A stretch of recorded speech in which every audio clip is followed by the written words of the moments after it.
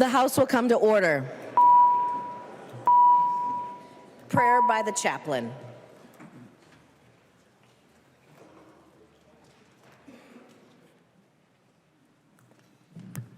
Would you pray with me?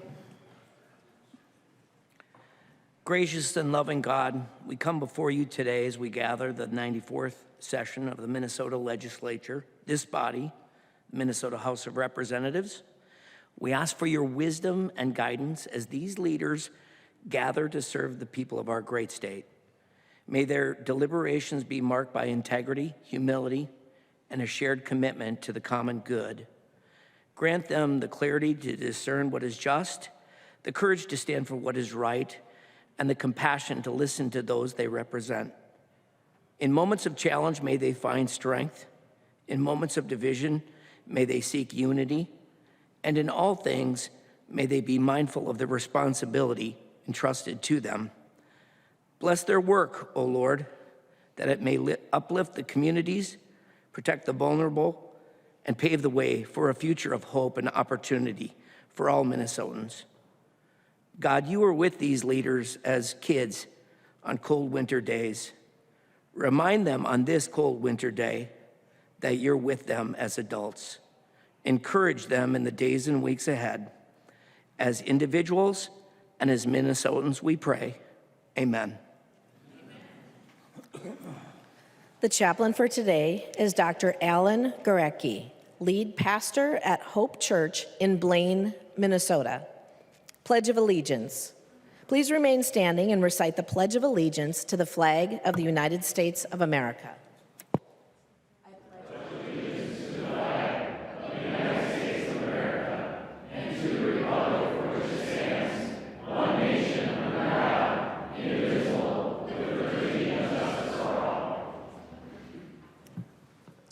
The clerk will take the roll.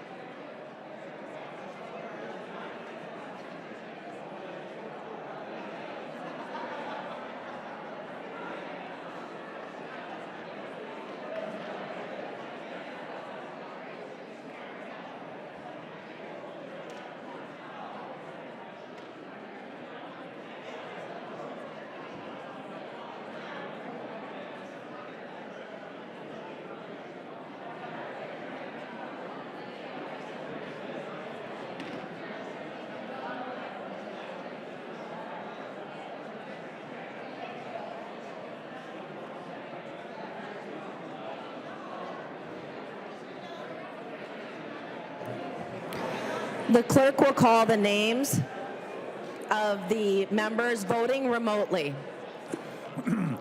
Gander. Go ahead. Steve Gander, present. Gander, present. Quorum.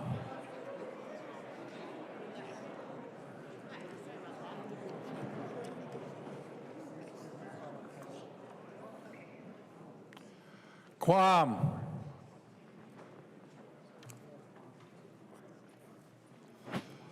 Rarick. Rarick, present. Rarick, present. Scott. Scott, present. Scott, present. West. There you go. Nolan. West. West present. West, present. Quam. Present. Quam, present. The clerk will close the roll.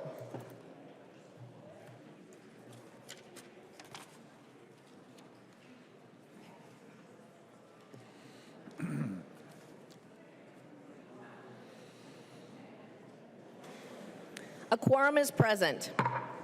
The clerk will read the journal of the preceding day. Journal of the House, 94th Session, 2025, St. Paul, Minnesota, Thursday, February 13th, 2025. If there is no objection, further reading of the journal will be dispensed with, and the journal will be approved as corrected by the chief clerk. Hearing no objection, the journal is approved as corrected by the chief clerk. Reports of standing committees and divisions. A copy of this order of business is on your desk and online. If there is no objection, the reports will be adopted. Hearing no objection, the reports are adopted. Second reading of House files. Sorry. Second reading, House File number 20. Second reading. Second reading, House File number 21. Second reading. Second reading, House File number 24. Second reading. And second reading, House File number 289. Second reading. Introduction of bills. The following House files have been offered for introduction today. The chief clerk will report the House files and give them their first reading. Introduction of first reading of House Files 787 through 1094. First reading, House Files 787 through 1094. Motions and resolutions. There are copies of non-controversial motions at the House desk and online. If there is no objection, we will take action on these motions first. Hearing no objection, the motions prevail.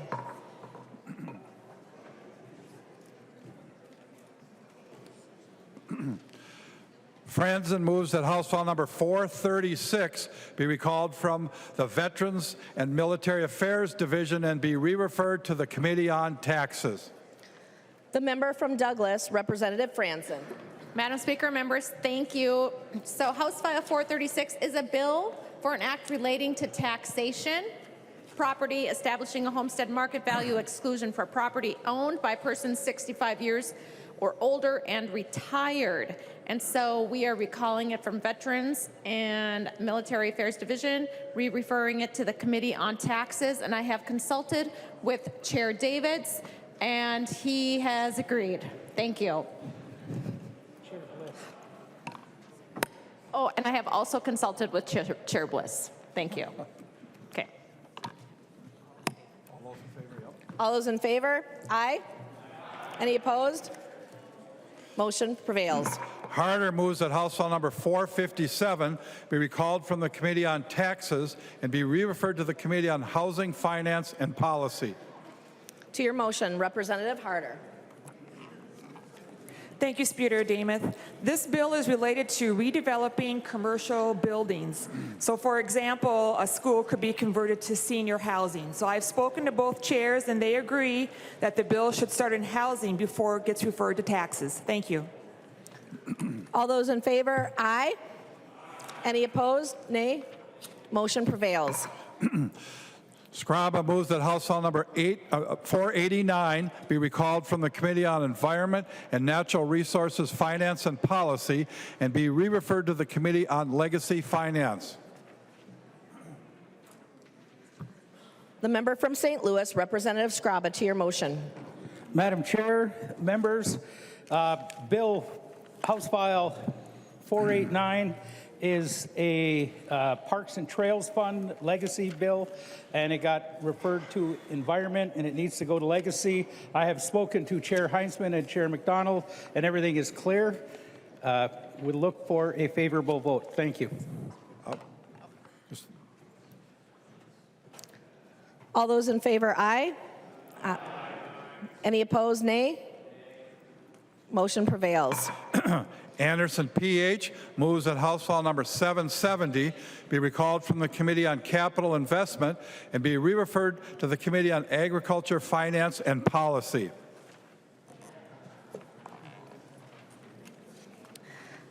The member from Pope, Representative Anderson, PH. Thank you, Madam Speaker. That is my bill. It is a bonding bill pertaining to the Rural Finance Authority, which is under the direction of the Department of Agriculture. So in consulting with Chair Franzen, we agreed that the bill should go to Ag first, then to bonding. So that is my motion, Madam Speaker. All those in favor, aye. Any opposed, nay? Motion prevails.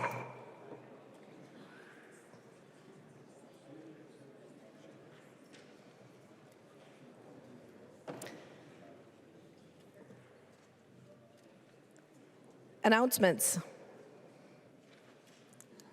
The member from Dakota, Representative Ryer. Thank you, Madam Speaker.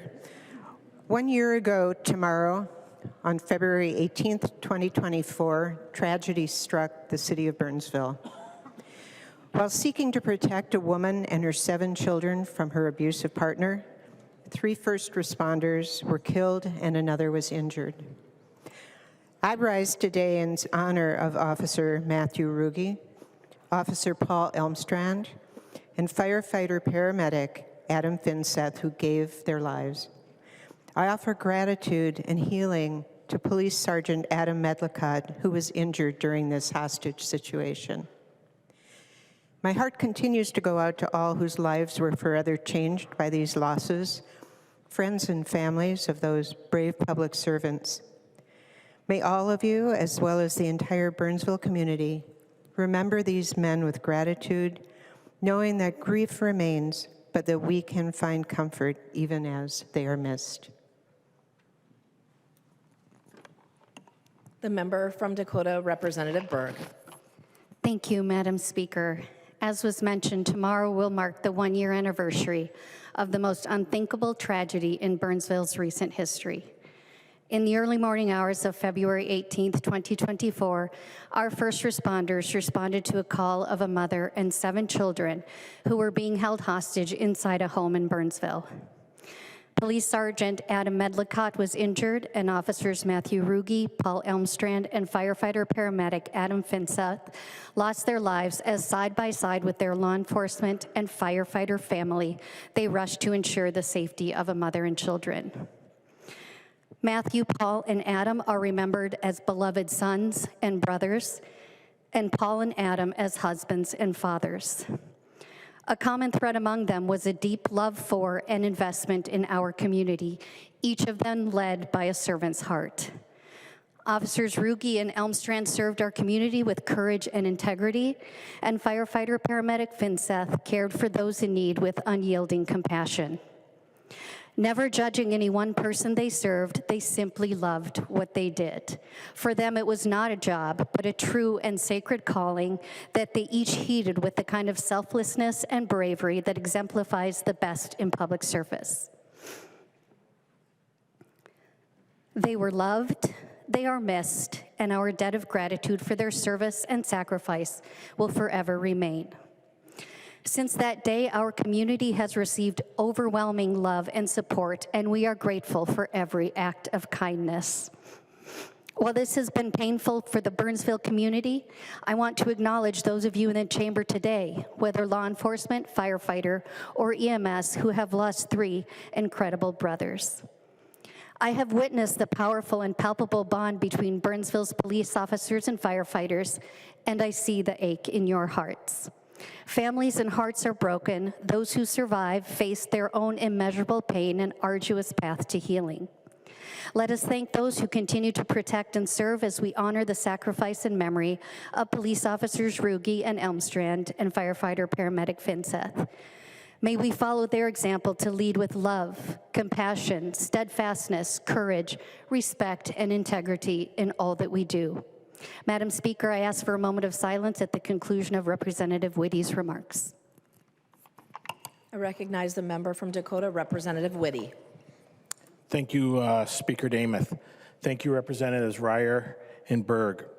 As a former Burnsville police officer, I too wanted to stand today and honor the memory of Officers Elmstead, Ruge, and firefighter paramedic Finseth. February 18, 2024 was a dark day, not only for the community of Burnsville and the South Metro, but for Minnesota. In the days, weeks, and months after this tragedy, I saw the entire state rally around these families, as well as the firefighters, law enforcement officers, and first responders in their own communities. These brave brothers and sisters run towards danger when others run away, serving with dedication, compassion, humanity that should never be forgotten or underestimated. When these brave heroes don't make it home, families and communities are changed forever and hearts are broken. To my fellow first responders, of which we have many serving here in this chamber today, active and retired, we understand that even though some of us may no longer put on the uniform, ultimately our watch never ends, and our commitment to serving our communities and all Minnesotans is a lifelong oath that we take. I encourage all of us to keep the families of Officer Elmstead, Officer Matthew Ruge, and firefighter paramedic Adam Finseth in our prayers on this difficult anniversary, and that we all recommit ourselves to supporting the brave men and women who put on the uniform each and every day to keep our community safe. Thank you. Members, please rise for a moment of silence in memory of Officer Ruge, Officer Elmstrand, and paramedic firefighter Finsteth.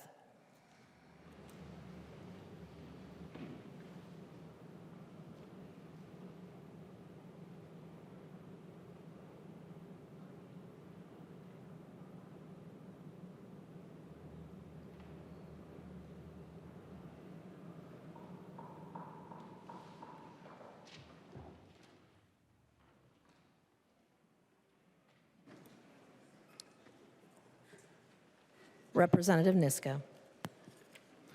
Thank you, Madam Speaker. I move that when the House adjourns today, it adjourns until 12:15 p.m. Wednesday, February 19, 2025.